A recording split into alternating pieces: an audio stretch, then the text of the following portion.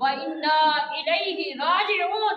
اللہ فرماتا ہے کہ میں اپنے بندوں کو آزماتا ہوں، کسی کو بھوک دے کے آزما لیتا ہوں، کسی کو پھلوں کی کمی سے آزما لیتا ہوں، کسی کو اولاد کی وجہ سے آزما لیتا ہوں، لیکن وَبَشِّرِ الصَّابِرِينَ، جو صبر کرتے ہیں ان کے لیے خوشخبری ہے۔ الَّذِينَ إِذَا أَصَابَتْهُم مُّصِیبَةٌ قَالُوا إِنَّا لِلَّهِ وَإِنَّا إِلَيْهِ راجعون۔ اللہ فرماتا ہے کہ جب اللہ والوں پر کوئی مصیبت آتی ہے تو وہ تو یہی کہتے نظر آتے ہیں، قَالُوا إِنَّا لِلَّهِ وَإِنَّا إِلَيْهِ راجعون، بے شک ہم تو اللہ کی طرف سے آئے تھے اور اللہ کی طرف ہی لوٹ کے جانا ہے۔ اس لیے امام علی مقام کا جو حضور کے اہل بیت ہیں، جو میدان کربلا کا پیغام ہے وہ سمجھیے کہ میدان کربلا کے اندر ہمیں پیغام کیا ملتا ہے، حضور کی اہل بیت سے ہمیں پیغام کیا ملتا ہے، یہ ہم نے دیکھنا ہے۔ ہسٹری تو ہر کوئی بیان کرتا رہتا ہے، لیکن یاد رکھنا کہ ہمارے لیے پیغام کیا ہے۔ امام علی مقام تو وہ ہیں جنہوں نے کربلا کے اندر بھی نماز نہیں چھوڑی، لیکن آج ہم نماز کتنی پڑھتے ہیں۔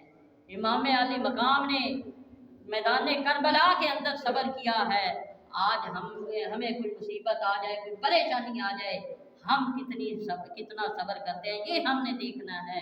اس لیے شاعر لکھتا ہے کہ قسمت کا روشن ستارہ حسین ہے، قسمت کا روشن ستارہ حسین ہے، اپنے خالق کو پیارا حسین ہے، چشمے حیدر کا نور، چشمے حیدر کا نور، فاطمہ الزہرا رضی اللہ تعالی عنہا کے قلب کا سرور، سرور انبیاء کا دلارا حسین ہے۔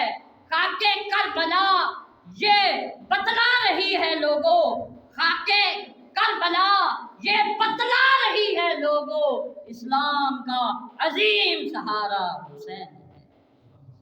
اس لیے امام علی مقام حضرت سیدنا امام حسین رضی اللہ تعالی عنہ کے مقام کو دیکھیے، آپ کے پیغام کو دیکھیے۔ اللہ رب العزت سب کو عمل کرنے کی توفیق عطا فرمائے۔ وآخر دعوانا الحمدللہ۔